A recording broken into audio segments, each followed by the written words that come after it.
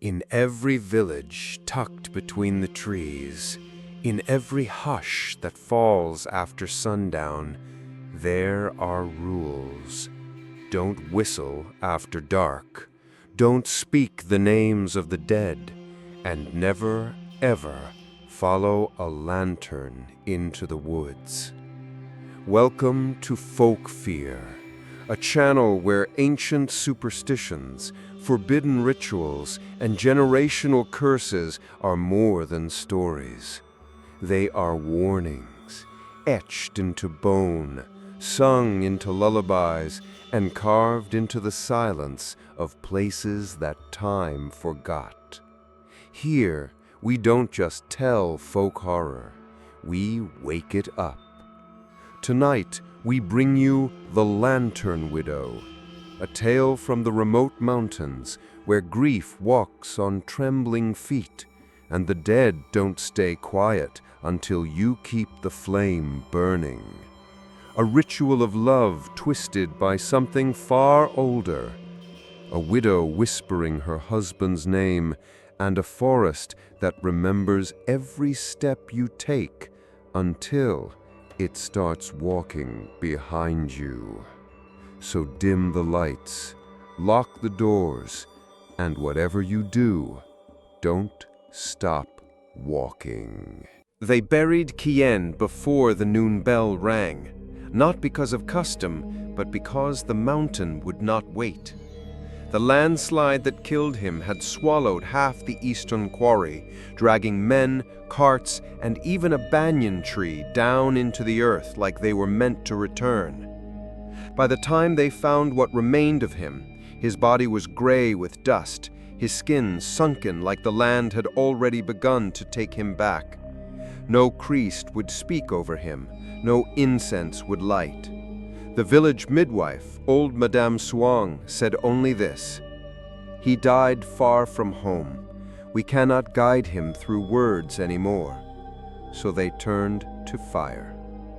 May stood still as the men carried the bamboo coffin through the village, her hands clutching the folded red veil she never got to wear.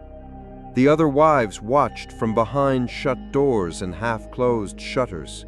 Widowhood this young was a bad omen, but worse still was the way the dogs had howled the night before the landslide.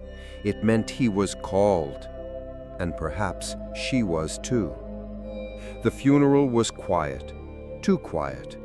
The wind wouldn't blow, the trees stood frozen.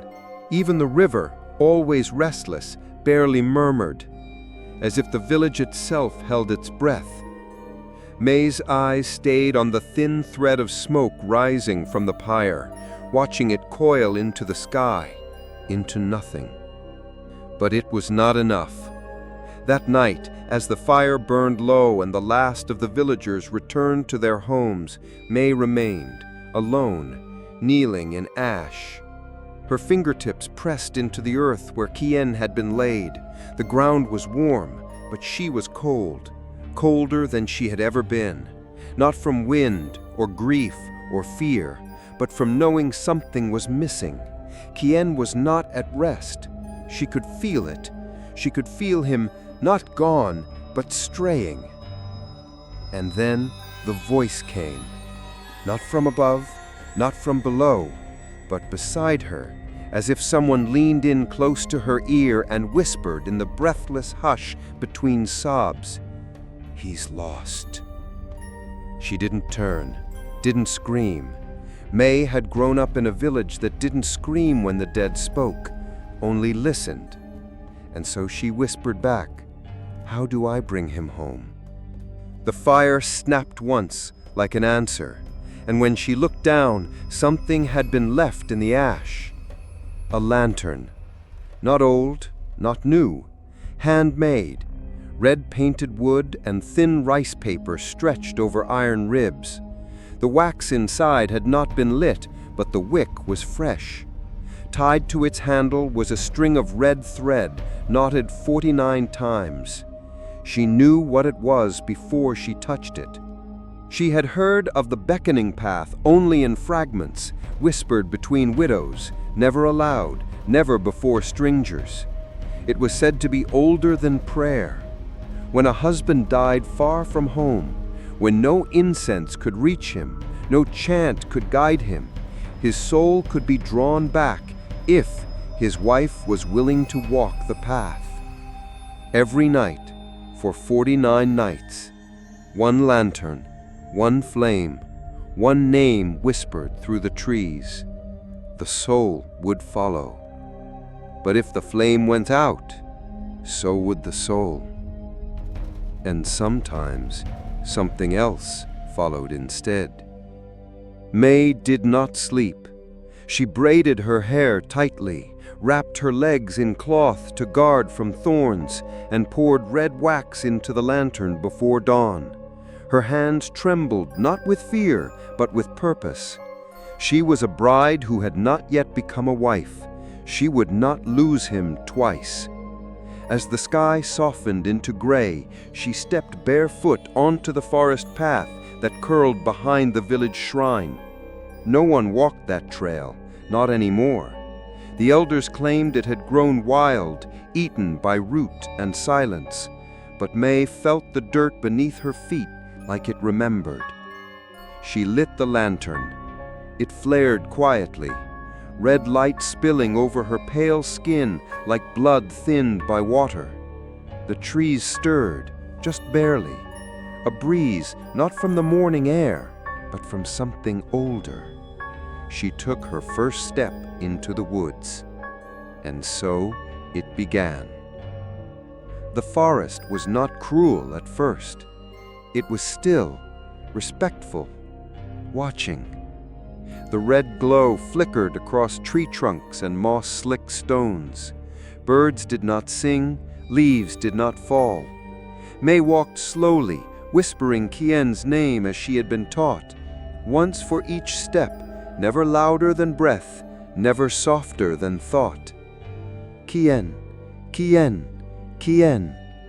Each whisper threaded through the branches like a fragile offering. She did not call for him. She did not beg. She did not cry. The beckoning path required only one thing: devotion without doubt. And for May, doubt had no room. She walked for 1 hour, then turned. The ritual demanded she never linger, never sick, never stray from the path, and never, never look behind. As she returned, her lips raw from whispering, the flame held steady. The first night was complete. That evening, as May entered her home, something had changed. The red veil, the one she had folded and left on the altar, was gone. In its place was a single strand of black hair, coiled like a question on the wood. She picked it up gently, turning it in her fingers. It was not hers. Kien's hair had always been dark, thick, and unruly. She used to tease that it grew like wild bamboo. But this strand was brittle, thin, and coated in something dry and gray like ash. She burned it in silence. That night she dreamed of walking the forest again. Only in the dream the path twisted, looping endlessly through the same 3 trees. The lantern grew heavier with each step, and when she tried to speak Kien's name, her mouth was full of soot. She woke choking on nothing. The second night was colder. The third, quieter. And by the fourth, she began to feel it. Not see, not hear, feel. The presence. Not quite behind her, not quite beside her, like an echo still forming, a shape just at the edge of sense. It never touched her, it never breathed, but she knew it was there. Each time she paused, the forest seemed to lean in closer, and yet the flame held. She did not speak to it. She only whispered Kien's name, and the silence whispered nothing in return. On the 7th night, an old woman stood at May's gate as she returned. She wore no shoes, her lips were cracked, her eyes were clouded like milk left too long in the sun. She rasped at her, "You walk with fire." pointing at the lantern. May nodded.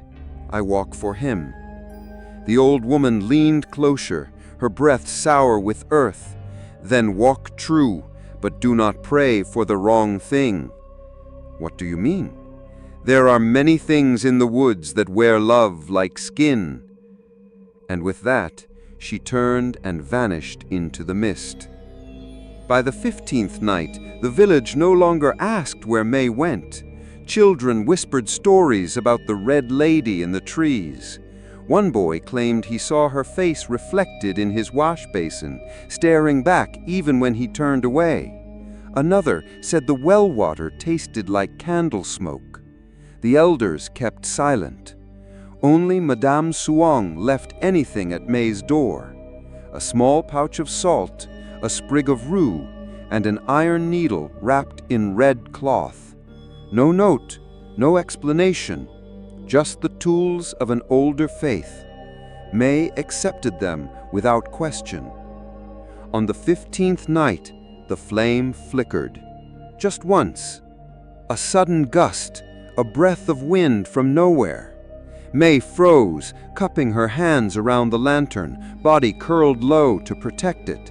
Her lips never stopped moving, whispering Kien's name like a chant, like a spell, like a scream too quiet to be heard. And the flame held. But the footsteps began, matching hers, step for step, behind, not touching, not breathing, just walking, with her. And still she whispered, still she walked, still she believed. But the forest was listening now, and something had begun to follow. On the 16th night, the flame burned differently. It was still red, but not the soft temple red of prayer or memory. This was darker, thicker, a blood-red hue that pulsed like a wound refusing to close. It cast strange shadows across May's face as she stood at the forest's mouth, the lantern in one hand, the pouch of salt in the other. She sprinkled the salt across the threshold, not because she doubted, but because she was beginning to understand what kind of path this was. The beckoning path was not only for the dead, it was also for the watching. May stepped forward. The wind curled around her ankles, lifting her robes just slightly, as if the forest was brushing its fingers across her skin. She whispered Keen's name again, gently, as she had each night before. Keen, Keen, come home. The trees accepted it in silence. But tonight, there was a feeling beneath the soil, not sound, but vibration, as though something shifted underground as her voice passed by. The roots beneath her feet no longer felt still. They listened. She did not stop. The lantern's glow moved through the trees, bending shadows in unnatural ways. Once she caught the shape of a woman's silhouette against a rock, only to turn and find nothing but moss. Another time she saw two pale eyes glowing in the brush, low to the ground, unblinking. Still she walked, still she whispered, still she believed. Halfway through the path, the air thickened. The forest was always quiet, but this silence was new, heavy, oppressive. May realized she could no longer hear her own breathing. Even her footsteps felt muted, like walking through the memory of a dream. Then came the crunch, not from her, but from behind her. Dead leaves, a branch. She froze. She did not look back. The rules were simple. Do not look, do not answer, do not stop.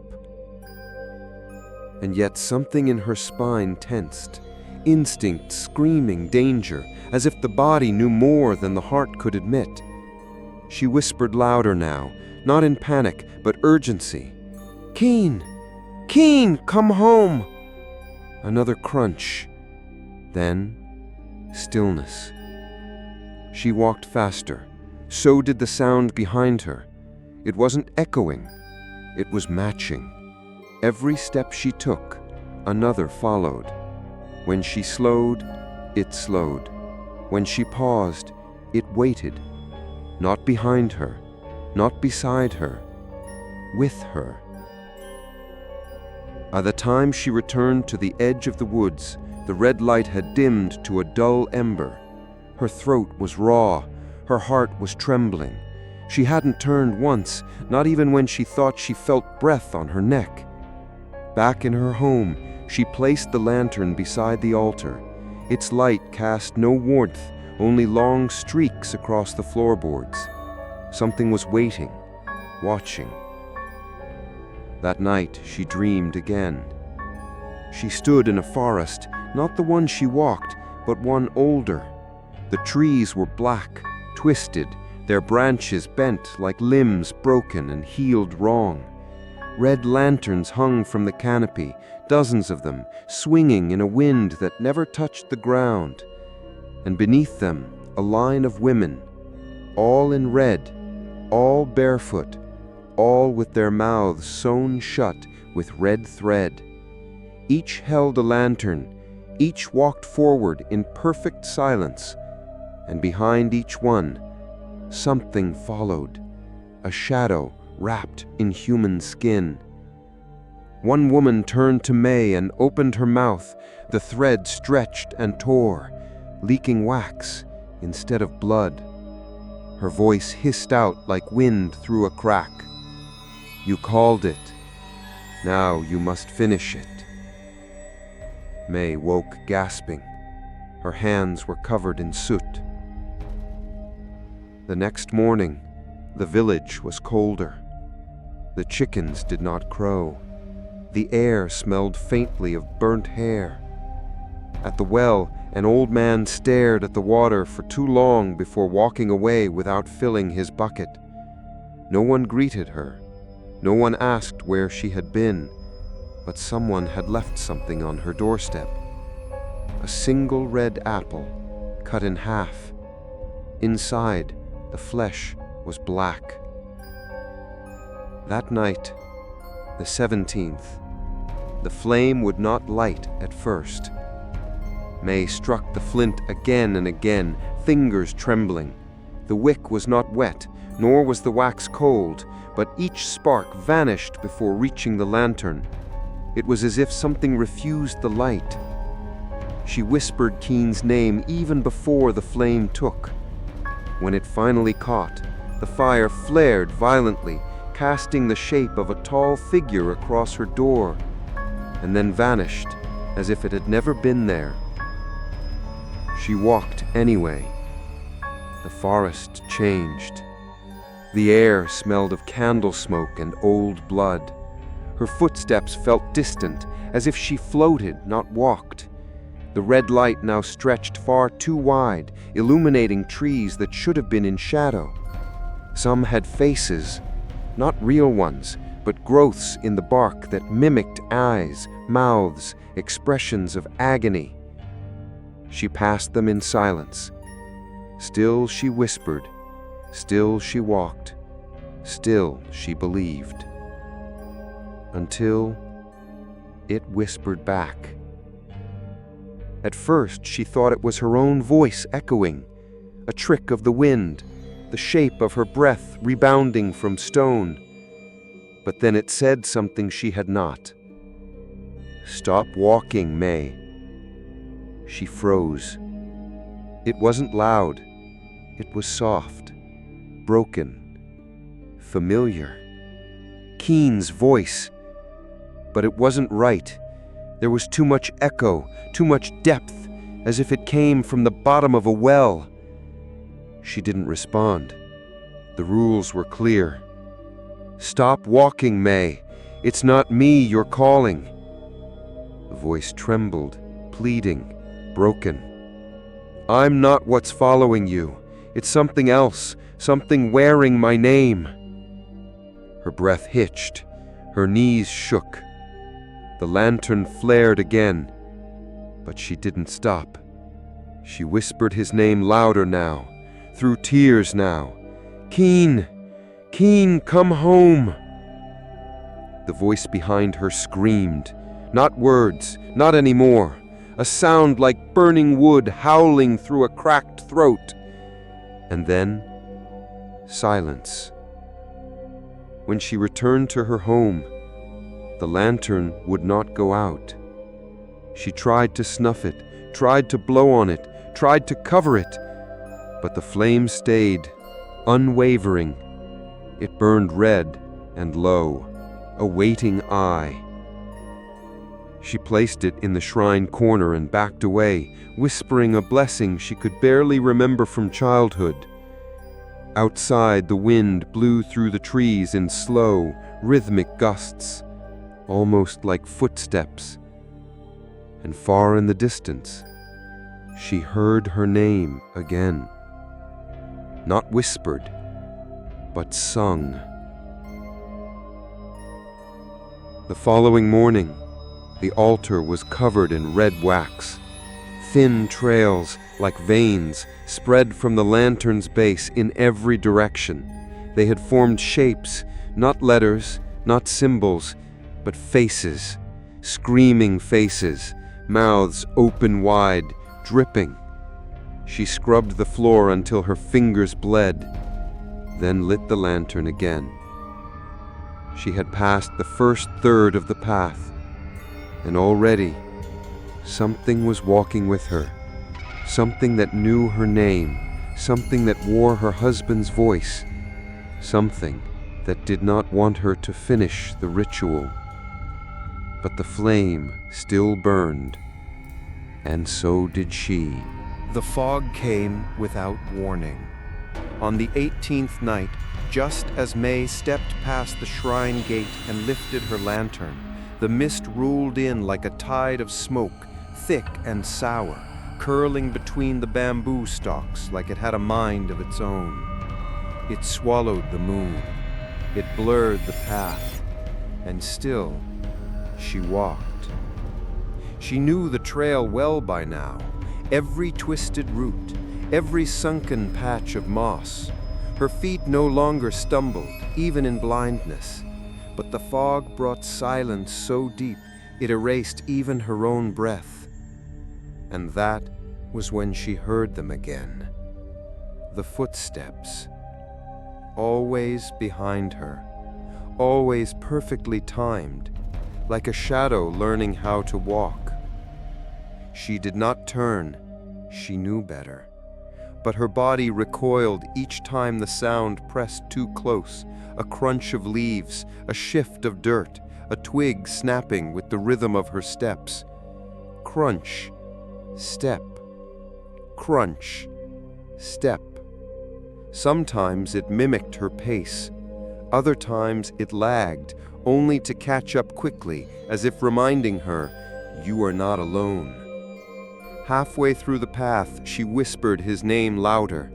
"Kien, Kien, come home." Her voice trembled not from fear, but from doubt.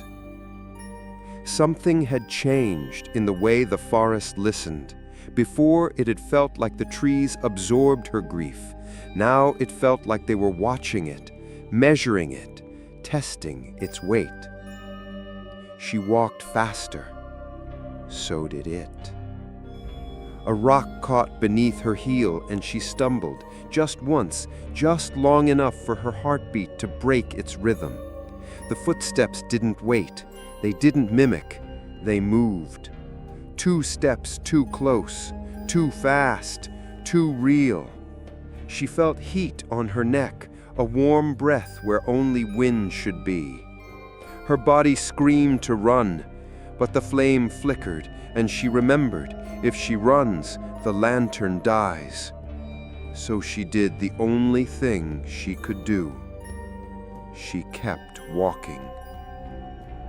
Back at her house, the fog followed, not outside, but inside her dreams. That night she slept for less than an hour, but when she did, she dreamed of the forest choking in mist. Trees bled wax, Her feet dragged behind her as if something had stitched them to the dirt. And behind her, the voice returned. Not Kien's this time, but hers.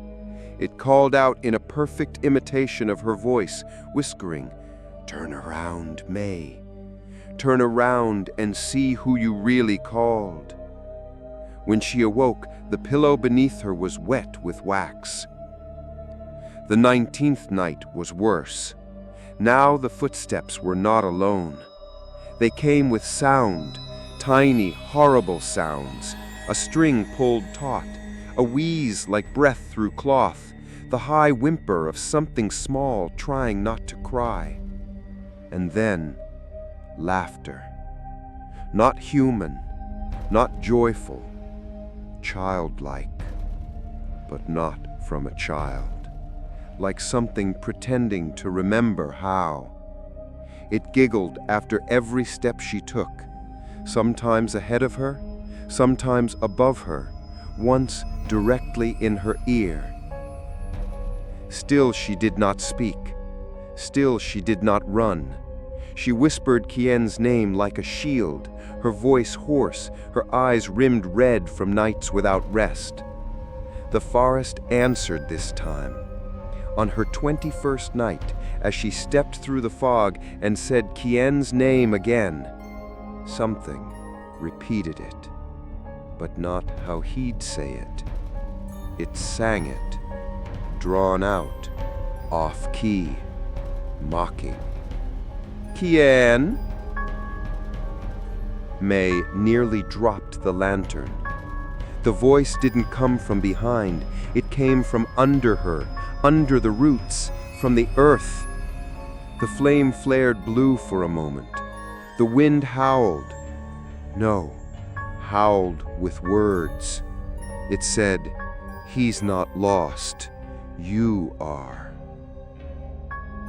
Back at her house, the walls bled wax. Long thin streaks from the ceiling down to the floorboards. No source, no fire, just wax, hot and red, seeping through cracks as if the house had begun to cry. She didn't clean it. She couldn't. The village began to shift around her. People no longer made eye contact. Children whispered behind fences. Someone nailed a strip of black cloth to her door in the night, a silent warning or perhaps a prayer to keep her in. Only Madame Suwong still came. She stood at the gate one morning, clutching a bundle wrapped in leaves. Inside it, a talisman carved from bone, a knot of red thread, and a pinch of dirt from her husband's grave. "You're not just walking for him anymore," the old woman said. "What am I walking for then?" Suwong's eyes darkened. "For what was buried deeper than your grief." The 25th night came with rain, cold, relentless, meant to put out anything foolish enough to carry flame. May walked anyway.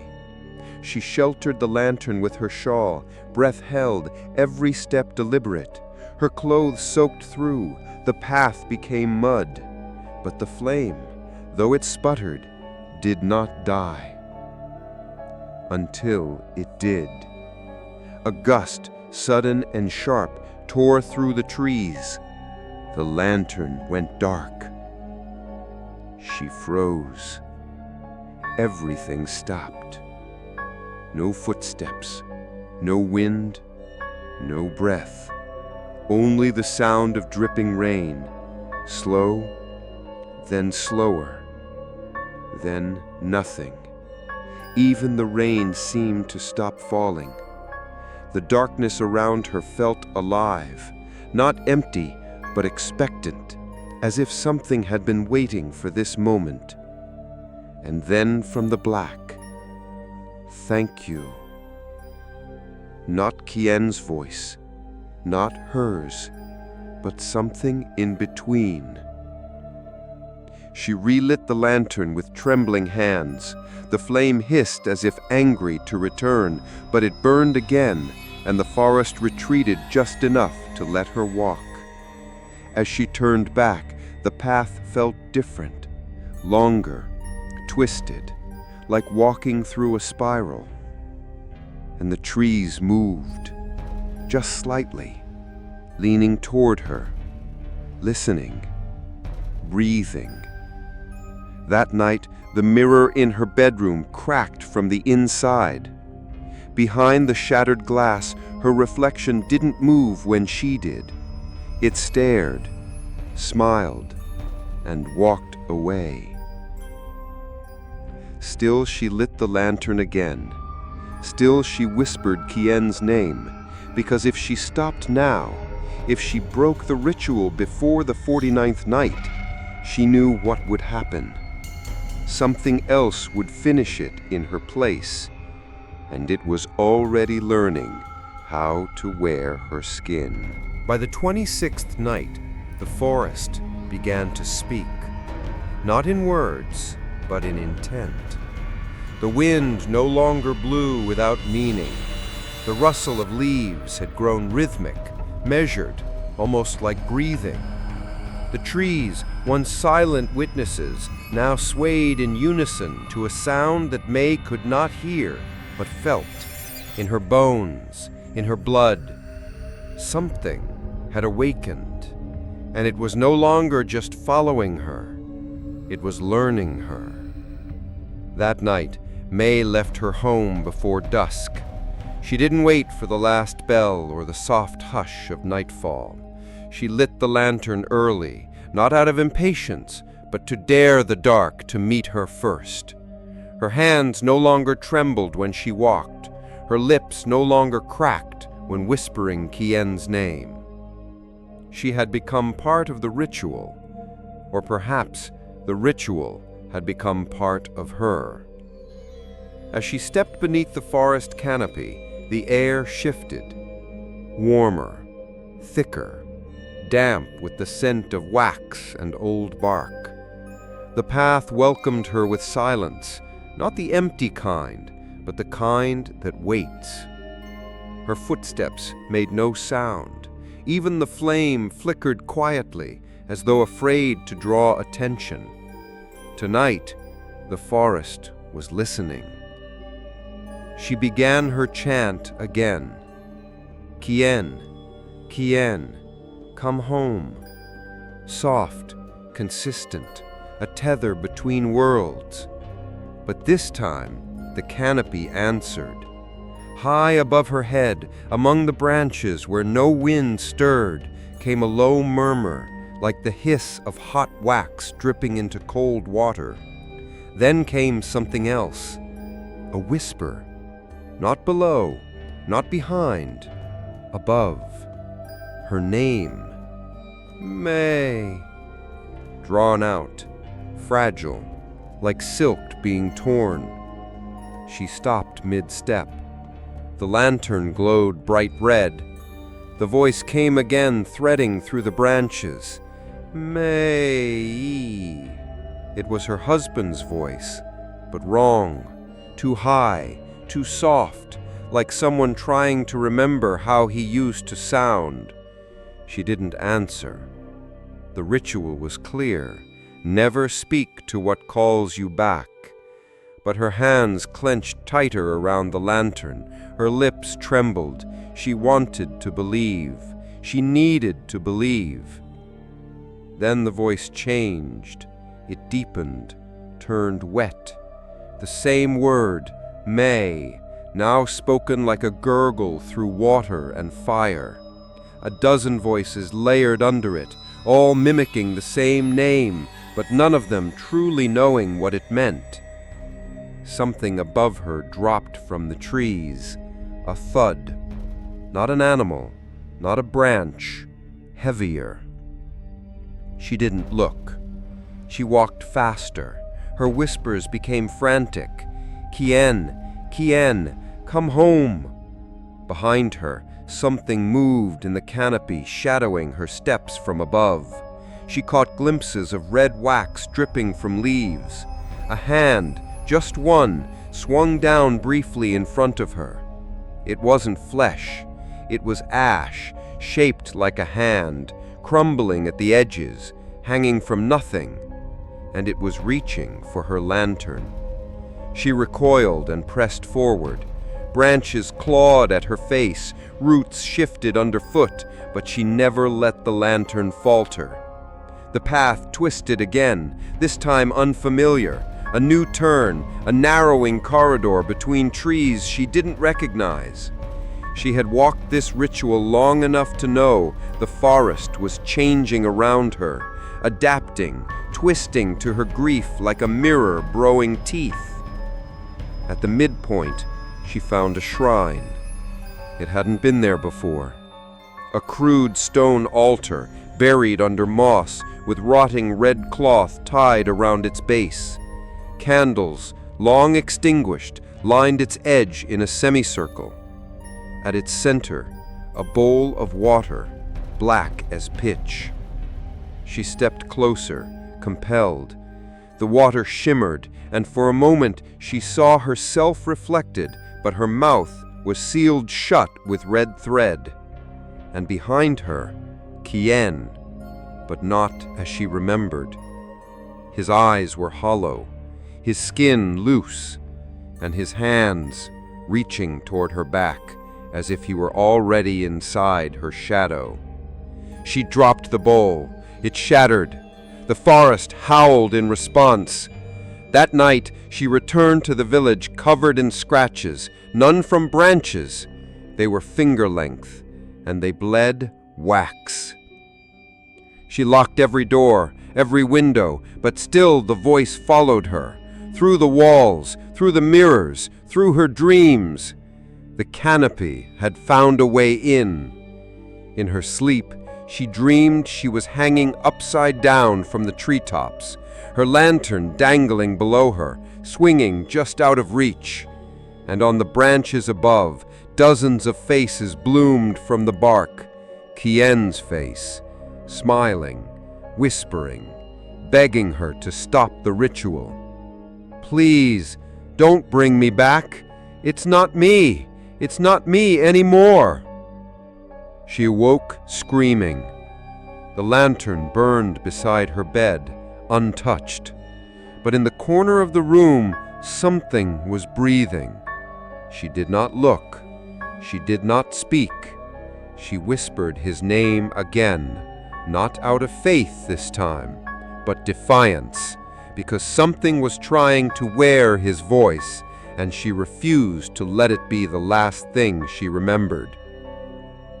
The 29th night was spent in prayer, not to any god, but to memory itself.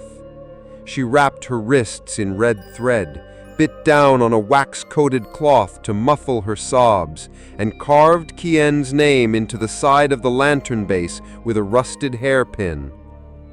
If something was going to follow her, it would have to follow the right name.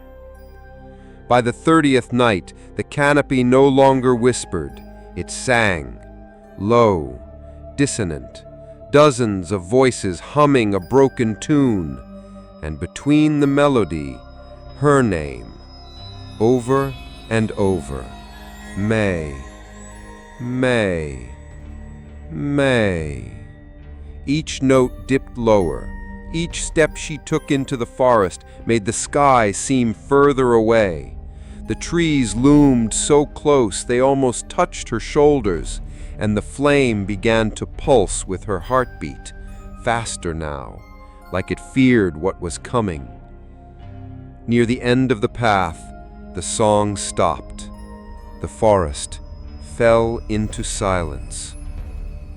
Then one final voice spoke from the canopy. Kien's. Clear, human, pained. "Me. Stop this. It's wearing me. It knows you're bringing it home." And behind her, footsteps returned, slow, deliberate. Crunch. Step. Crunch. Step. And this time, they didn't stop when she did. The village had begun to rot around her. not in body, but in spirit. By the 31st night, the color had drained from every doorframe, every prayer flag, every face. What was once vibrant became dusted and gray, as if May's nightly ritual was bleaching the life from everything it passed. The dogs no longer barked, children no longer played, and the air, even in daylight, smelled faintly of burnt wax and forgotten incense. Some houses boarded their windows, others tied threads of garlic and bone across thresholds, but no one stopped her. No one dared speak her name. They watched from behind shutters, heads bowed, lips sealed. They all knew what she had become, a widow walking the beckoning path, and they feared what might come back with her. That morning she found something different. Not wax, not ash, but a trail. Thin lines of red, like footprints, not from feet, but from something dragged, leading from her doorstep into the woods. She didn't follow them. She didn't need to. She knew they were hers. She left the village as she always did, barefoot, red lantern in hand, wrists bound in thread. But something was waiting for her at the edge of the forest this time. A woman, old, bent, dressed in mourning black that clung to her like shadow. Lynn. May had seen her before, once, years ago, muttering to herself behind the shrine. The village called her Mother with no name. She had walked the path decades earlier when her own husband died in a fire that left nothing but teeth behind. No one ever asked if he came back. No one ever asked why Lynn never spoke again. But now, here she was, and she spoke. "You walk alone," Lynn said, voice like dry leaves. May paused. Not anymore. Lynn's eyes were wet, not from grief, but from knowing. "You've reached the days where it stops pretending." "Pretending to be him?"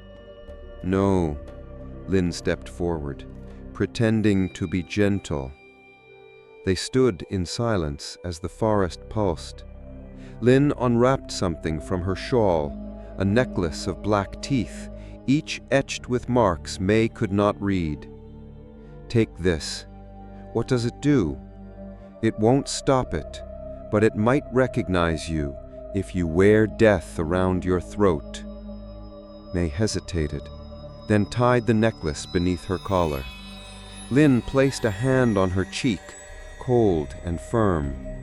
"There are only a few of us who have ever made it to night 49, fewer who came back, and none who returned whole."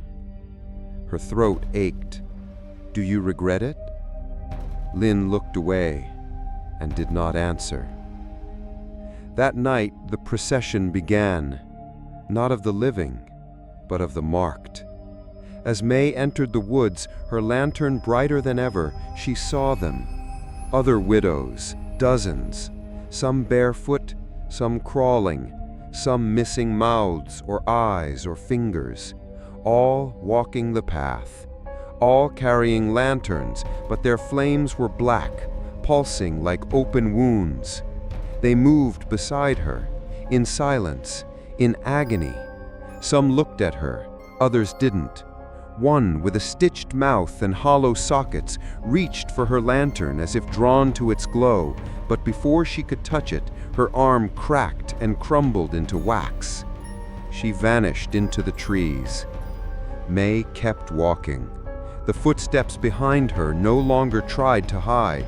They walked with purpose now, heavy, slow, intentional. And she knew whatever had followed her was no longer pretending to mimic. It was practicing how to walk ahead of her. Near the halfway mark, the trees opened into a clearing she had never seen before. At its center, a stone platform ringed by hanging lanterns. Each burned red, each twisted in the air without wind. And beneath them, a body, wrapped in silk, faceless, breathing. May stepped closer, and as the light touched the figure, she saw her own wedding robe draped across it, the red veil pinned to its skull with black iron nails. Its chest rose and fell, not with life, but with expectation. She reached for the lantern, but her hand passed through the figure's face. Not air, not flesh, but ash, the same texture she had once wiped from Kian's bones. The procession circled her now. The other widows, faces twisted in grief, began to sway. Not dancing, not mourning, beckoning. They whispered in a language May didn't know, but somehow understood. Bring him home, bring him home, bring him home. But their voices changed, the words twisted.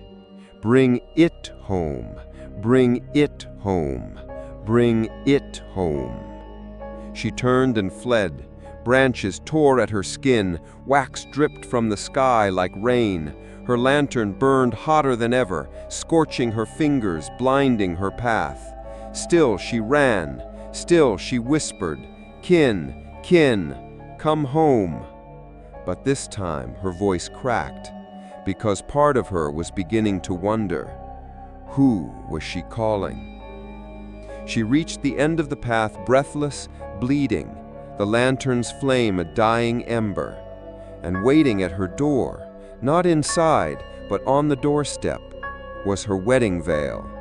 Not folded, not clean, but wet, dripping with something thick and black, something that smelled of wax and rot. And beneath it, tied with red thread, a single tooth, still warm, still hers. That night the lantern would not dim. No matter what she did, it burned brighter, casting shadows that danced like limbs across the walls. Her reflection vanished from the mirror. Her voice echoed back in delay, like someone else was repeating it behind her. The house grew cold, too cold. She wrapped herself in her shawl and heard Kian's voice from beneath the floorboards, crying. When she stepped outside for air, she saw it, the procession, in the trees, along the roads, on rooftops, widows, watching, waiting. Some held lanterns, some held nothing, some held hands with shadows May could not see, but felt. She clutched her lantern tighter, and for the first time she did not whisper Kian's name. She whispered her own, to remember it, because something else was preparing to wear it. By the 32nd night, the lantern refused to go out. No matter what she did, snuffing the wick, drowning it in water, burying it in ash, the flame burned on. Dim at times, furious at others, but always alive. It pulsed like a heartbeat, not hers. May stopped sleeping. Sleep became too dangerous. The dreams were no longer dreams. They were visitations, rituals. Every time she closed her eyes, she found herself back on the path, walking in circles, whispering Kian's name with a voice that no longer belonged to her, her mouth stitched with red thread, her hands covered in someone else's ash. Once, in the dream, she looked down and saw that her feet were gone, replaced by wax. Still she walked, still she whispered. And when she woke, her feet ached like she'd been walking for hours. Sometimes they were wet with dew. That night, the rain returned. A heavy, punishing downpour, thick as soup, cold as burial cloth. She lit the lantern and stepped into the storm. The flame should have died instantly, but it didn't. It burned brighter. Each raindrop that hit it sizzled and hissed, but the fire surged with every hiss, growing more intense, casting sharp red light against the curtains of rain. It was no longer natural, no longer a symbol. It was becoming something else, something that did not belong to this world. The path had changed again, longer now. She knew the trail, every route, every bend, but the forest had rearranged itself. Landmarks vanished. Trees she once used as guides were now twisted in strange positions, some knotted together like hands praying to the wrong god. She passed a tree that wept sap, shaped like eyes. A boulder split open as she neared it, revealing a hollow center filled with red thread. The forest was no longer watching. It was responding. The flame pulsed brighter the deeper she walked. It threw shadows she didn't recognize, tall, thin figures with broken necks and jaws that hung too wide. They flickered beside her, in front of her, sometimes leading her. One stopped at a fork in the path, turned its head slowly toward her, and pointed left. She went right. The flame dimmed in protest, but she kept whispering, "Kian, come home." Her voice was nearly gone now, raw, dry, nothing but rasping breath. She couldn't remember how Kian's real voice sounded anymore, only the one that answered from behind the trees. Midway through the walk, the forest shifted. Wind began to move around her, not through her. A slow, circular gust, wrapping her like a cocoon of breath, spinning with quiet rhythm. And within it, a song.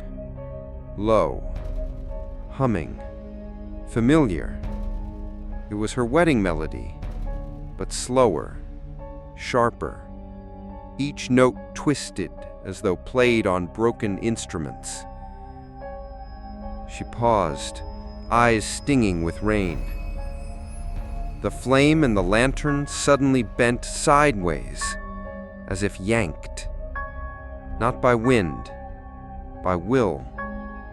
She held it steady. And then, a voice, directly behind her. Clear, close, whispering, "You don't need to carry it anymore." Her body stiffened. The voice was Kian's, perfectly Kian's. It made her knees want to buckle. It made her heart want to believe, but she didn't turn. She knew better. Still, she asked, "Why are you following me?" The silence that followed wasn't empty. It was smiling. Then came the reply, "Because the flame keeps leading you to me." She took another step. The flame roared. She walked faster. It grew hotter. Soon it began to burn her hands, not metaphorically, but truly. Her skin blistered where she held the handle. The heat pulsed up her arms like fire crawling through her veins. She screamed, but didn't let go. The beckoning path was nearly complete, and the flame knew. By the time she returned to the village, her palms were scorched raw. She placed the lantern on the altar and backed away. It flickered violently, not in fear, but in hunger. The flame licked higher, curling like a serpent toward the ceiling. She tried covering it. The silk caught fire. She poured water over it. The water hissed and evaporated. She closed the altar doors. The flame burned through the wood. It would not be hidden. It had become something sacred. And something sacred, when corrupted, becomes unstoppable. She wrapped her hands and lay on the floor, exhausted. The lantern burned beside her, casting shadows that pulsed in rhythm with her breath. And then, in the quietest moment before dawn, she saw him. Kian, not standing, not walking, but caning in the doorway, soaking wet, covered in ash, smiling, not with joy, but with teeth. His eyes were hollow, his fingers cracked and bent wrong. His voice, it didn't come from his mouth. It came from the flame. You brought me back. She shook her head. No. You carried me, fed me, burned for me. The flame surged with every word. But I am not what you remember. And still the lantern burned. When she blinked, he was gone. But the soot remained. And from that night on, the flame never slept. It watched, it whispered, and it grew. By the 33rd night, the voice no longer waited for the forest. It followed her into daylight. Soft at first, hiding in mirrors, lingering at the edge of sleep. But now it came clearly, without shame, threading through the rafters, curling up from beneath the floorboards, rising from the wick of the ever-burning lantern. Nay, it whispered, in a tone that used to be Kian's, but now it sounded stretched, like it had been worn thin from use. She didn't answer, but she couldn't ignore it either. It began with small things. Her comb went missing, then returned, but with long strands of black hair still damp from the river. Her wedding robe, once folded and sealed in an old trunk, now hung from the window, fluttering without wind. And every night, when she lit the lantern, the flame curled not upward, but toward her, as if trying to see her face. She left the village earlier now, not to flee, but because the house had started to feel crowded.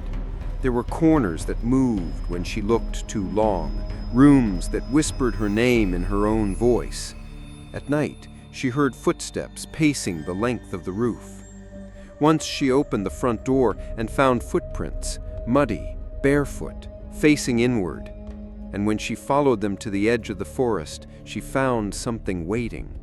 A mask, wooden, crude, painted red and white, carved into the likeness of Kian's face, but wrong. The eyes were hollow, and the mouth was too wide, stretched into a frozen smile that looked more like a wound. She didn't touch it. She walked past. The lantern in her hand flared with approval. That night the forest greeted her differently. There were no birds, no wind, only the sound of breath, not hers, echoing through the trees. As she walked, she noticed the fog had begun to shimmer. Within it, glimpses of Kian's silhouette, moving between trees, always just ahead, sometimes behind, sometimes above, and always wearing that same painted mask. She whispered his name again. "Kian! Kian! Come home!" The mask turned to face her, and this time the voice did not come from the canopy or the shadows. It came from within her own throat. "I'm already home." May staggered. The lantern swayed. She dropped to her knees, choking, not on blood, not on air, but on wax. Thick, hot, pouring from her mouth in slow globs. Her body heaved, her spine arched, and from deep within her, something laughed. She coughed until the wax stopped, and then silence. Only the lantern's steady, unwavering glow. She returned to the village in a daze. At her doorstep, a woman waited, the midwife's daughter, eyes wide with fear. She held something in her hands, a scroll, black paper, red ink. No words, just a single image, a woman with no face, carrying a lantern of bone. Behind her trailed dozens of figures, headless, mouthless, silent, bound together by red thread. The girl bowed without a word and left. May stared at the drawing until the ink bled into her palms. The voice followed her inside that night. It spoke from behind the walls, from the clay bowls in the kitchen, from the shadows beneath her bed. Always in Kian's voice, but sometimes it slipped. Sometimes it said things Kian would never say. You never really knew me. Your grief made a door. I just walked through it. Call me again. I like the way it hurts you. On the 34th night, the mask waited for her on the path, not lying in the dirt, but standing upright, attached to a body, a figure of ash and bark, stitched together with black thread, wearing the red veil she'd buried after the funeral. The mask tilted. It didn't move, didn't breathe, but it watched. She kept walking. The figure followed her. For hours it trailed her, never speeding, never slowing, always just far enough to blur into the trees. But when she turned to leave the forest, it was already ahead of her, waiting, arms open, lantern in hand. Her lantern, but the flame was blue. That night her own lantern would not light. No matter how many times she struck the flint, the wick remained cold, until she heard it, a knock at the door. Soft, 3 taps. She opened it without thinking. No one stood there, but her lantern, the one that wouldn't light, now burned without touch. Red, deep, silent. The flame no longer flickered. It watched her. She tried to sleep with the lantern outside, but the flame appeared beneath her pillow. She dropped it in the well. It reappeared on the altar. She buried it beneath the shrine floor. It rested at her feet when she woke, warm and humming. She gave up.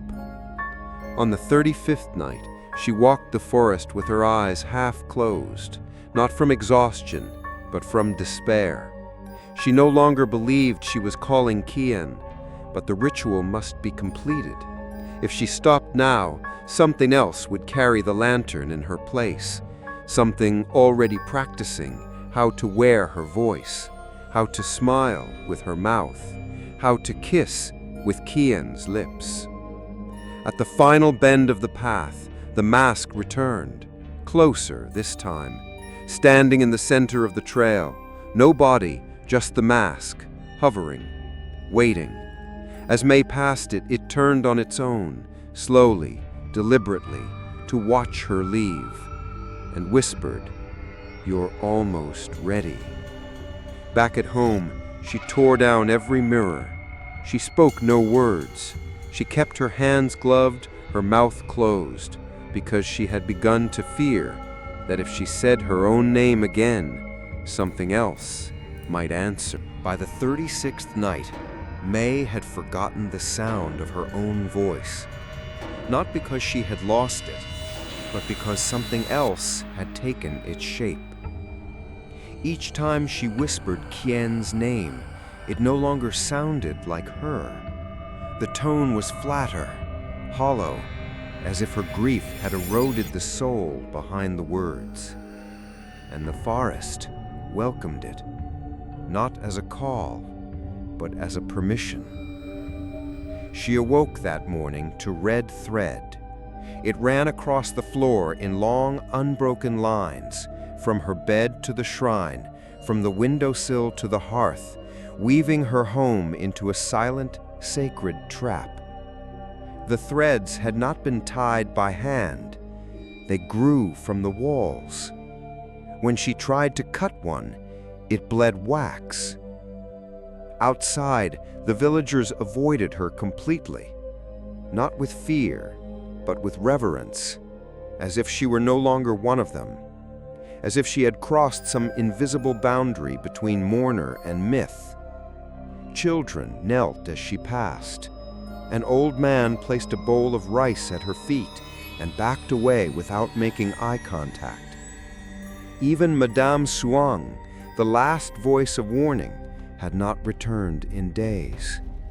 The door to her house was sealed with salt. and marked with a single symbol, a lantern split in half. That evening, she returned to her altar. The lantern sat still, watching, breathing. Its glow had changed again, now tinged with violet at the edges, pulsing like a bruise beneath skin. When she reached for it, her fingers passed through the flame. No pain, no heat, only memory. She saw Qian's hands, calloused, gentle, stained with stone dust from the quarry. But when she blinked, those hands were ash, long, thin, long, and they were reaching for hers. She lit the lantern anyway. The path awaited her, and on this night, the forest breathed differently. The air was sweet, thick with the scent of decaying flowers and old perfume, the kind Qian's mother used to wear on the day she died. As May walked, the scent clung to her like a shawl. Each step left a faint smear of red thread behind her, unwinding from her sleeves, her hair, her skin. She was unraveling. At the fourth bend, she found a doll, stuffed with rice husks, its face painted in red ink. It wore her wedding veil and gripped a tiny wax lantern in one hand, the wick already lit. She stepped around it, but when she turned back to look, it was walking. Not fast, not fluid, just enough to follow. Its head twitched with every step she took. She didn't run. She couldn't. The threads had begun to pull from beneath her nails, thin red strands stretching from her fingertips to the handle of the lantern. She was no longer carrying it. It was carrying her. The trees bent overhead now, twisted into arches, each arch lined with small bundles of hair, teeth, and fingernails wrapped in cloth. Offerings, sacrifices. She passed beneath them all, and the deeper she walked, the clearer the voices became. Not whispers, not words, but names, chanted over and over. May, May, May. She covered her ears. The lantern flared. The threads around her wrists tightened. At the midpoint of the path, she stumbled upon something buried. A hand, small, charred, reaching from the earth like it had died mid-prayer. She moved to step around it, but it grabbed her ankle. The grip was weak, more ash than bone, but she felt it, cold, begging. She didn't scream. She only looked down and said softly, "You're not him." The hand loosened and crumbled. As she walked, her own hands began to change. The skin flaked, peeled, revealing something pale beneath. Not flesh, not bone, but wax. She ran her nails across her palm and saw the imprint remain for too long.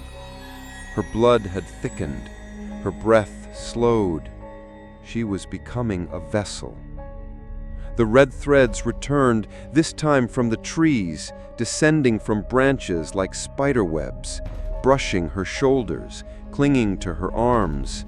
They carried weight, and from within the canopy, ash fingers reached down, dozens of them, some grasping, some stroking her hair, some curled like claws twitching. They did not stop her, they only blessed her, like priests welcoming a bride to the altar.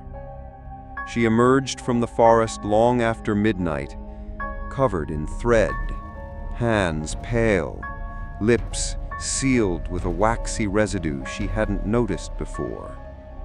The lantern did not dim when she stepped into her home. Instead, it floated, rising slowly above the shrine, spinning gently. She fell to her knees and wept, but her tears were thick. They ran red, then pink, then waxy white. She tasted them. They were sweet. When she awoke, her nails had vanished, replaced with thin crescents of hardened resin, and under her pillow was the doll, now smiling, now holding a strand of her hair. Its hands burned with soot, and her name was carved in its chest over and over, hundreds of times. She did not throw it away. She placed it on the altar beside the lantern. And for the first time, she understood. This wasn't about bringing him back. This was about giving herself away. There was a reason no one spoke about the 33rd night, even in whispers, even in warnings. Because among the widows who had dared to walk the beckoning path, those who reached this night often never reached another. The 33rd was not a checkpoint. It was a door, and once opened, it could not be closed. May awoke to silence, not just the stillness of early morning, but a dead hush that stretched across her home like a funeral shroud. The birds had vanished, the wind had ceased, the walls, usually alive with the creaks of old timber, were frozen. And then she heard it, a single whisper woven into the grain of the floorboards. Tonight is the night it chooses. She walked through her house slowly, touching each wall as if saying goodbye. In the corner of the room, the doll sat up on its own. It didn't look at her. It looked at the lantern, which now burned black. At the shrine, she found something tucked beneath the altar mat, a piece of parchment curled with age, soaked through with wax and time. It had not been there before. On it, written in trembling strokes, "If he calls to you on the 33rd night, do not believe him. Even if he cries, even if he begs, even if he says he remembers the wedding rice or the old song or the mole on your hip, because he does, and it is not him." She folded the parchment carefully and tucked it inside her robes. She did not need to be warned. She already knew. The voice had become too good at pretending. The path that night felt expectant. The air was warmer, sweet like rotting fruit. The trees swayed gently as if parting to let her through. And the moment her foot touched the threshold of the forest trail, she heard it, Kian's voice. But this time, it did not come from behind her.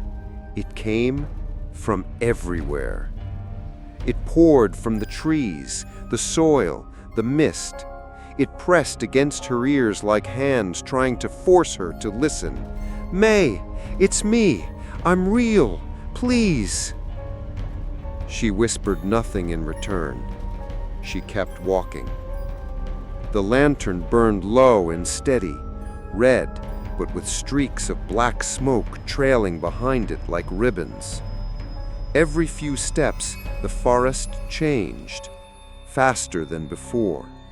The trees bent away, then bent toward her, then pulsed like lungs, inhaling her presence. The soil became soft, wet. She left no footprints. Her feet didn't sink, because something else was already carrying her. And then, at the heart of the trail, where the path split around a weeping tree, she saw him, Kian, standing still, wearing his funeral clothes, but his body was clean, whole. His hands reached out. His eyes were wet with tears. "May," he said, "you've done enough. You've walked too far. Please, let me go." Her breath caught in her throat, because this was how he used to speak, soft, steady, always trying to protect her. The ache in her chest bloomed so suddenly it stole her balance. She stumbled, the lantern tilted, the flame dimmed. Keen stepped forward. "Blow it out. You don't need it anymore. I'm here." She dropped to her knees. The grief that surged through her was blinding. For a moment, she forgot the warnings, forgot the rituals, forgot the wax in her throat, the threads around her wrists, the ash in her bed. All she saw was her husband. All she heard was his voice, until he said, "You've walked far enough to deserve peace, even if it means forgetting." And in that one word, forgetting, the mask cracked. Because Kian would never say that. He had fought for every memory they had, even in sickness, even when his hands trembled and his mind faded. He would hold her face and say, "If I ever forget you, hold me tighter." Not let go. Never forget. She stood, straightened her back, and stepped forward with the lantern high. "I remember for both of us," she whispered. Keen's face shifted, once, then twice, then folded like cloth. His smile split wide, too wide. His arms stretched, too long. His head tilted until it cracked, and the mouth still moved, whispering, "May, May, May." She walked past him, and he dissolved into a rain of ash and thread, scattering into the trees with a hiss. The forest applauded in silence, not with clapping, but with movement. Leaves rose and spiraled like dancers. The branches bowed, and behind her, a second lantern sparked to life, hanging from a tree she had not touched. It burned blue. That night, the path back was longer, but lighter, as if the weight of doubt had finally lifted from her shoulders. The lantern still burned, but it no longer led her. It followed, floating just behind, like a guardian or a witness. At home, she found wax footprints across her floor, leading from the door to her bed. She did not wipe them away. She stepped into them and lay down, eyes open, staring at the ceiling. The doll at her altar was gone, but its laughter echoed once in the rafters, and never again. By sunrise, the threads had withdrawn from her walls. The air had softened, and the silence no longer felt like punishment. It felt like permission. She had passed the forbidden night, and something had been left behind, but something else had been earned, a choice. And the path ahead, once veiled in dread, now waited patiently, whispering, 16 nights more. By the 34th night, the forest no longer hid the others. They walked with her now, some behind, some ahead, some beside her, just out of sight, their presence stitched into the rustle of leaves, the curl of smoke, the drag of bare feet through damp moss. They did not speak, but their lanterns did. It began when she noticed the light, not hers, another, then another, dozens, each one flickering just beyond the trees, bobbing in rhythm, weaving between the branches like stars trapped under the canopy. Blue, green, gold, white, and red. Some bright, some dim, some barely visible, as if the soul that carried them had nearly vanished. She turned her head once and saw them. Widows, all in red, all barefoot, all hollow-eyed, each with a lantern, each walking the same path, but none of them touched the ground.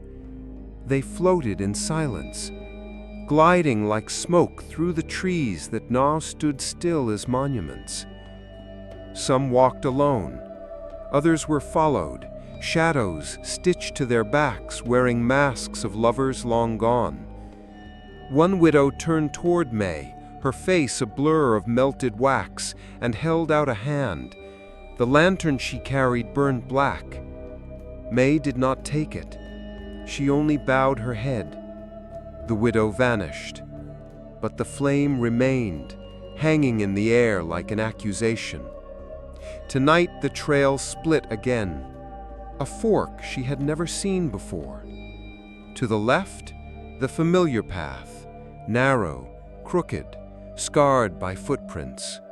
To the right, a wide corridor of trees, perfectly aligned, with lanterns hanging from every branch, hundreds of them. They swayed in unison, though there was no wind. And at the end of that corridor stood a gate, wooden, tall, painted in layers of peeling red. Above it, carved in fading letters, "Home is a matter of belief." May did not choose either path.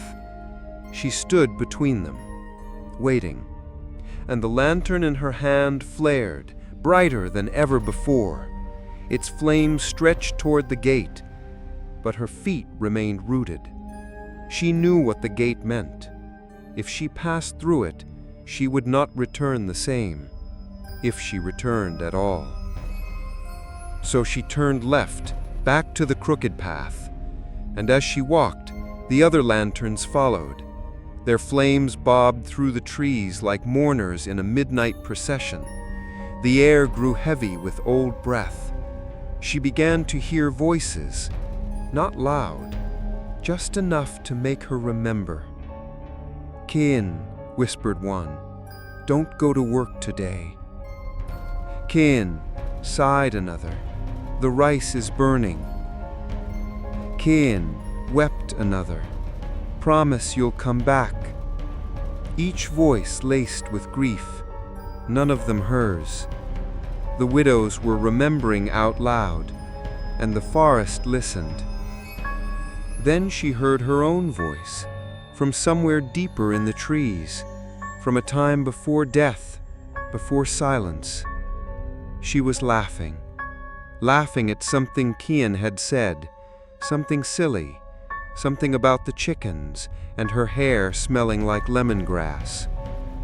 She stopped walking. The flame flickered. She turned toward the sound, drawn, aching, forgetting. And just before she stepped off the path, a hand grabbed her wrist, thin, trembling, burnt. A widow. No mouth, no eyes, just a face painted red, with a line of black thread stitched across where her lips used to be. She shook her head slowly and let go. May stepped back onto the trail. The laughter stopped, and the lantern in her hand flared with relief. She walked until her legs trembled, until the trees changed shape again, tall and narrow, like ribs arced over a dying heart. She came to a clearing, and there she saw them, the lost, Dozens of lanterns resting on the forest floor. Some still burned, some had gone dark, some flickered, desperate not to be forgotten. No carriers, no voices, just hollow flames mourning their own endings. May knelt before them, placed her lantern gently among them, only for a moment, and whispered, "I still remember him." The flames pulsed in response, a wave of silent gratitude, and one of the darkened lanterns sparked, just once, then stilled. On her way back, she passed no shadows, no whispers. Only one thing followed her. A single thread of red silk trailing from her lantern, reaching back to the clearing, like a bridge between her grief and theirs. She let it drag behind her, like a promise. At her doorstep, the doll was gone. In its place, a small wooden box. Inside it, a tooth, carved with the symbol of a lantern, bound in red wax. It was not hers. It was his. She did not scream.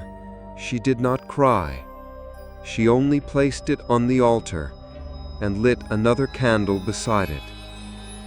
That night, the lantern by her bed burned quietly, softly. It no longer pulsed. It no longer watched. It rested. And in the corner of the room, for the first time in weeks, there was nothing. No whisper, no shadow, no echo.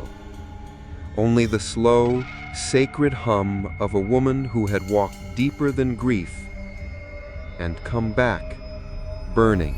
By the 35th night, the house had begun to whisper in her voice. Not echoes, not hallucinations, imitations. The first time she heard it, she was standing at the basin, washing her hands. From behind the walls came a soft hum, her lullaby, the one she used to sing to herself when kin worked late into the night. Then came her own voice, repeating a line he once said to her in jest. "If I die before you, I'll come back as your shadow, just to make sure no one else touches your tea." She froze. Her hands dripped wax into the water. And from her reflection, her mouth smiled without her permission. The lantern sat at the center of the altar now, no longer needing to be moved. It lit itself, burned steadily. The flame had changed color again, not red, not black, but a soft, dull gold that shimmered with something like memory. Sometimes it whispered, but not names, stories. Tiny broken fragments of a life she had never lived. I remember the field with the crows. There was a boy with eyes like glass. She carried me before I knew I had a name. They were not her thoughts, but they knew her. Each night the voice grew stronger. It no longer waited for silence.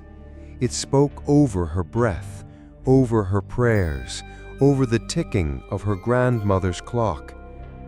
Sometimes it sounded like kin, sometimes like herself, and sometimes like both together, layered and slow, as though her grief and his absence were becoming the same thing. On the 36th night, she tried to rest, just once. She placed the lantern on the floor, wrapped herself in her shawl, and closed her eyes. But the moment she drifted into sleep, she felt wax hands press over her mouth, soft, hot, sealing. She jolted awake, gasping, and found no one there. only the smell of burnt honey and red thread wrapped tightly around both wrists, though she had not tied them. She checked the mirror. Her mouth was clean, but in the reflection, only in the reflection, it was stitched shut, wax lines, red thread, pulled tight. She lifted her hand to touch it and felt her fingers melt through the glass. The mirror rippled. Her reflection did not move, but it whispered in her own voice, "Don't speak. It listens best when you're silent." The forest was still that night. No wind, no footsteps, no widows, only lanterns, hanging from invisible threads between the trees, turning ever so slightly as if craning to watch her pass. Each flame flickered with her own voice, repeating the same sentence, "I'll carry you, even if you're no longer you." Over and over, in her tone, in her cadence, but without her breath. It was borrowed voice, a mask of sound, and it filled the woods with a horror more personal than screaming. At the midpoint, she saw the effigies, dolls, hundreds, lined up along the sides of the trail like mourners or judges, each with her hair, her shawl, her wedding veil, each mouthless, each with a small line of text written across its chest in ink that shimmered like fresh blood. The voice must return. Some of them wept wax from their eyes, others trembled. One reached out and gripped her ankle as she passed. She stopped walking. The flame dimmed. The doll looked up, its face blank, and whispered with her voice, "You've carried the flame too long. It is no longer yours." May tore the doll free and kept walking. But her steps echoed now, not from behind, but from within, as though the ground itself remembered her gait and repeated it slightly out of sync. Her shadow grew longer than it should have been. It no longer mirrored her movement. It walked beside her. When she returned home, she found wax seals on every object she'd once used: the kettle, the basin, the comb, even the tiny bell she kept by the window to call kin in from the garden, each sealed with red wax marked with her initials, and on her pillow, written in thread, "You have been spoken for." She lit no candles that night. She closed her eyes and tried to hum, but her voice would not come, only silence. And then, from the lantern's flame, her voice returned, singing, without her lips moving, without breath. The sound of her childhood lullaby filled the room, soft and warm and wrong. It cradled her, then smothered her, then whispered one final thing before the flame flickered out. "Your voice is the last gift. Don't waste it on your name." She sat in darkness for the first time in days. But the room was not empty. The walls moved. The shadows breathed. And somewhere nearby, the wax began to melt again into words. By the 37th night, the flame had changed color again. It was no longer red, no longer gold, no longer wax-colored, no longer memory. Now it burned dark crimson, thick as clotting blood, curling upward in heavy, deliberate movements, like it was remembering how to breathe. It no longer flickered. It pulled. When May picked it up, the lantern felt warm against her fingers, but not in a comforting way. It throbbed, slowly, steadily, and each throb made her palm twitch. When she lifted it higher, she realized something new. The flame was not burning the wax. It was feeding on her. That morning, her nails had turned the color of dried blood. By midday, her lips had split into faint smiles she didn't recognize. By dusk, the wax had begun to drip upward from the lantern, coating the handle, sliding toward her wrists. Each drop pulsed against her skin like a heartbeat she had never owned. She left the house without speaking. The village was utterly silent. Houses shuttered, windows covered, prayer marks smeared or crossed out. Someone had scrawled along the path in white chalk, "She walks with it now." She didn't stop. As she entered the forest, the trees parted with a sigh, not wind, but something deeper, more reverent, like an ancient gatekeeper finally recognizing a queen. The lantern's blood-red glow stained every leaf.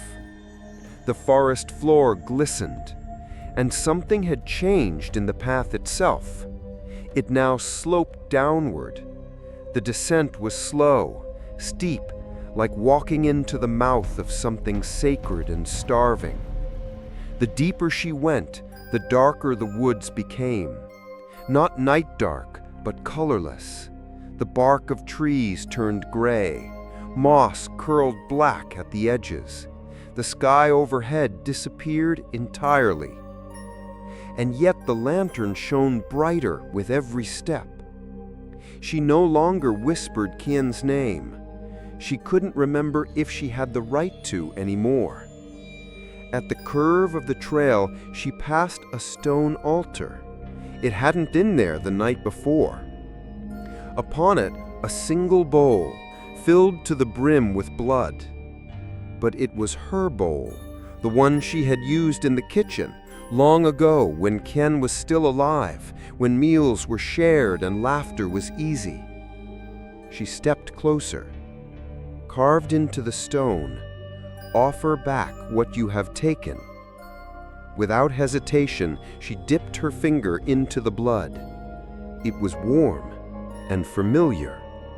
When she pulled her hand away, the blood followed her, not dripping, but threading itself between her fingers like silk. The lantern in her other hand pulsed, then flared. The flame turned redder, hungrier. From the shadows, something began to hum. Not words, not music, but rhythm.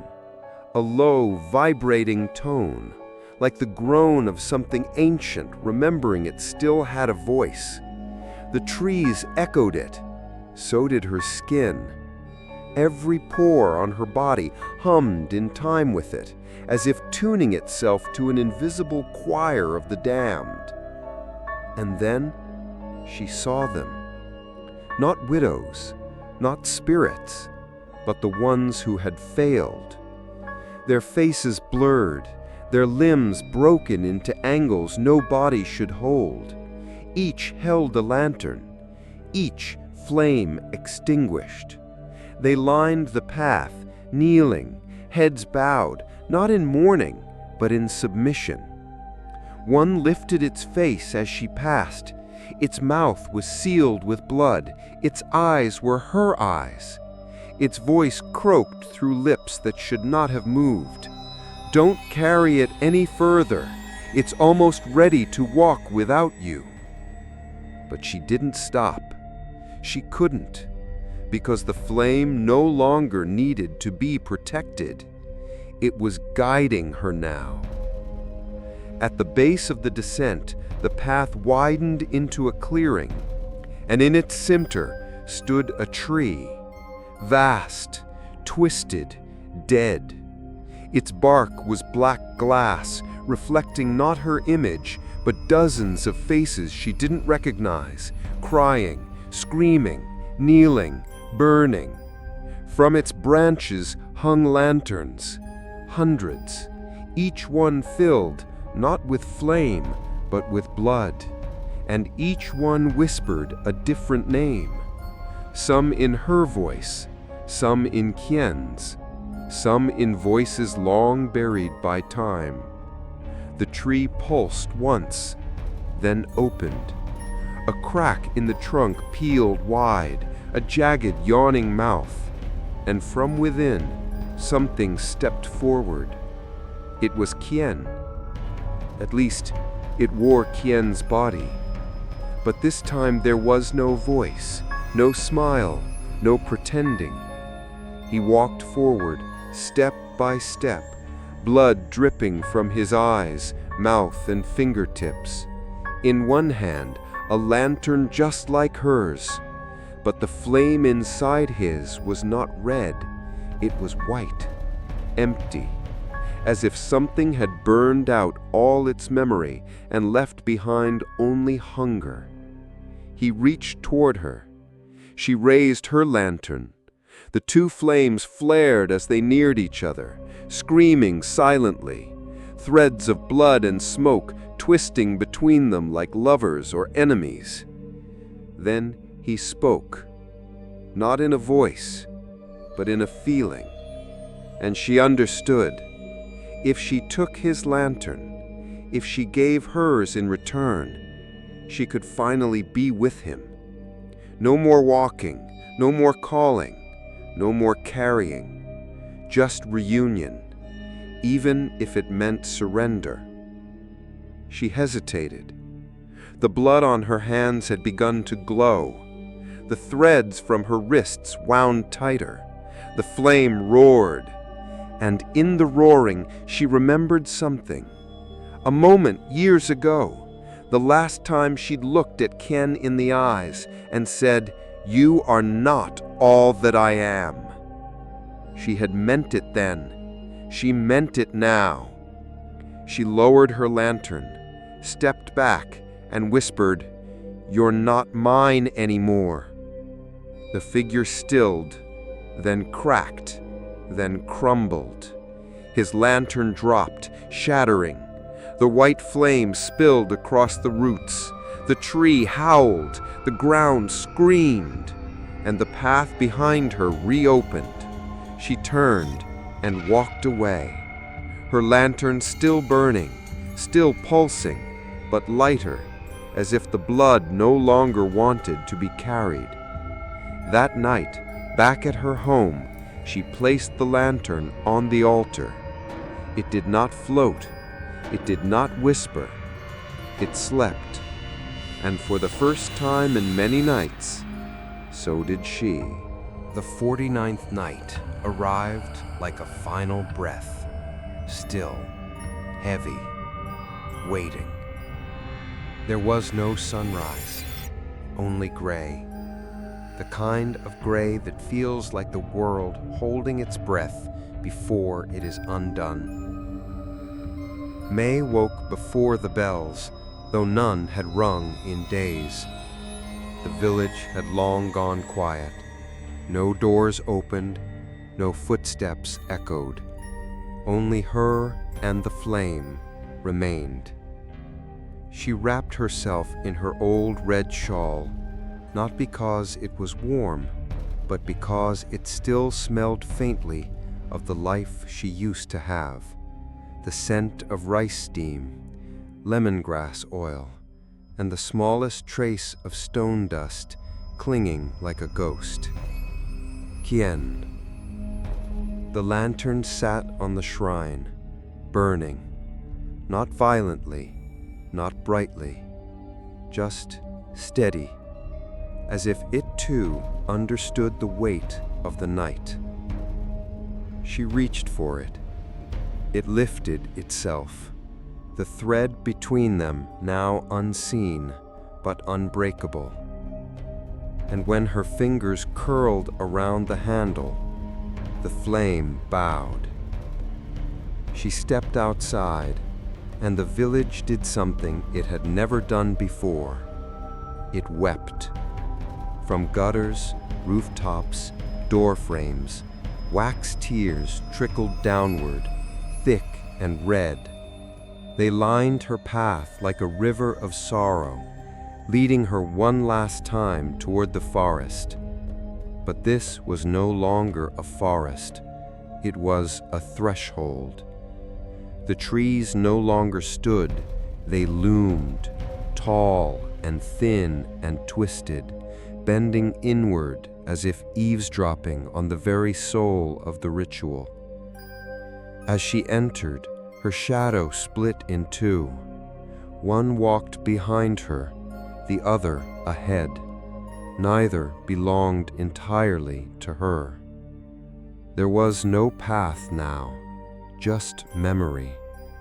The ground she walked remembered every night, every whisper, every drop of blood, and it responded by blooming beneath her bare feet, not with flowers, but with wax petals, soft and luminous, lighting her way forward. She did not need to speak. She did not need to breathe. She had become the ritual. The trees opened slowly, not with force, but reverence. And beyond them, a clearing. She had never seen it before, but it had always been there, waiting. In the center stood a tree, enormous, ancient, impossibly tall, but hollow at its heart. Its bark was cracked porcelain, its roots writhed like veins, and hanging from every branch, lanterns, hundreds, thousands, each one pulsing with a different shade of grief. She stepped closer. The wax flowers behind her shriveled as she moved forward, each one vanishing as if her memory were being erased with every step. And then she saw it. Kien. Not the mask, not the voice, not the wax imitation, but him, real, whole, and waiting. He stood at the base of the tree, dressed as he was the day they met, his eyes soft, his hands open, and around his feet her thread, 49 strands, knotted, burned, bound. She stopped. The lantern hovered between them. Kian looked at it, then at her. He spoke, but his voice came from the lantern itself, not the flame, the glass, like it had recorded every word she ever whispered and could now finally answer. "May," it said, "is it time?" She opened her mouth to respond, but her voice no longer lived in her throat. It lived in the lantern. So she raised it instead, and for the first time, the flame turned white. The forest shook, not violently, but like something exhaled after holding breath for centuries. The lantern rose above her head, slow, slow. The wax around the glass peeled back, and from within the flame, a shape, not a spirit, not a soul, a thread of light, thin, delicate, familiar. It hovered before her face, then moved past her shoulder toward Kian. He did not reach for it. He bowed, and the thread slid into his chest, not violently, but like rain into dry earth. He breathed once, twice, and then smiled. Not wide, not broken, just Kien, exactly as she remembered him.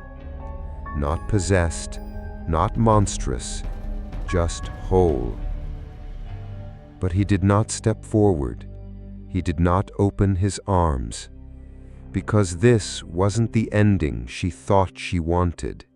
This was the ending the ritual required. Kien spoke again, now with his own voice. "You brought me home." She nodded. Tears rolled down her cheeks, and when they hit the ground, they bloomed into small wax lilies. He continued, "But you can't follow." She shook her head. "I know. I'm not meant to stay. I know. But now I remember." She smiled through the grief, and then whispered, not aloud, but into the flame, "Then go." Kien bowed again, and the tree opened. A crack in the bark, a doorway made of light. He turned once, just once, and stepped through. The clearing faded, the tree crumbled. The lantern fell into her hands, now dark, now cold, its flame, spent, but not dead, returned. She walked home in silence. The forest did not breathe. The shadows did not follow. She was alone, truly, completely, beautifully, alone. And yet, there was peace. For the first time in 49 nights, her heart beat only for herself. She placed the lantern on the altar one last time. It did not glow. It did not hum. It simply rested, like a wound that had finally closed. The village never asked where she went, but the wax stopped dripping from their rooftops. The shutters opened, and when she passed, they no longer averted their eyes. They bowed, not in fear, but in recognition, because she was no longer the grieving widow. She was the one who finished it. They say she returned a different woman. Not colder, not mad, not cursed, just quiet. The kind of quiet that comes from speaking too often with the dead and being answered. The village watched from behind open doors now, no longer out of fear, but out of respect, because she had walked the full 49 nights, and no other widow had ever returned with a lantern still intact. May no longer carried it. She placed it on the altar and left it there. It did not light again, but no one dared move it. It became part of the house, part of her, a silent thing in the corner that everyone felt, even when they pretended not to look. She swept her floors each morning, tended the cracked garden with slow, careful hands. She no longer cooked, no longer braided her hair, and she no longer spoke unless spoken to, not because she had lost her voice, but because she had given it away. And what returned in its place was listening. Some nights, children in the village said they saw red light in her windows. Others swore they heard soft footsteps pacing her roof. One boy claimed that he saw two shadows behind her curtain, both standing still, one tall, one flickering, neither moving, neither breathing. When asked about it, she said nothing. She only smiled, a soft, distant curve of the lips, like remembering a song too sacred to hum aloud. On the 7th day after the final walk, a group of young brides came to her door, red thread in hand. Their husbands worked in the mines, or the rivers, or the roads. They asked her the question no one else had dared speak. "If it happens to us, will you teach us the path?" She looked at their faces, all so young, so soft, so full of the illusion that love is something we own. And for a long moment she said nothing, then simply replied, "Only if you promise never to finish it." They didn't understand, but they bowed and left the thread on her doorstep. She burned it that night, all but one strand, which she tied around her wrist. Seasons passed, years perhaps. No one counted time anymore when it came to her.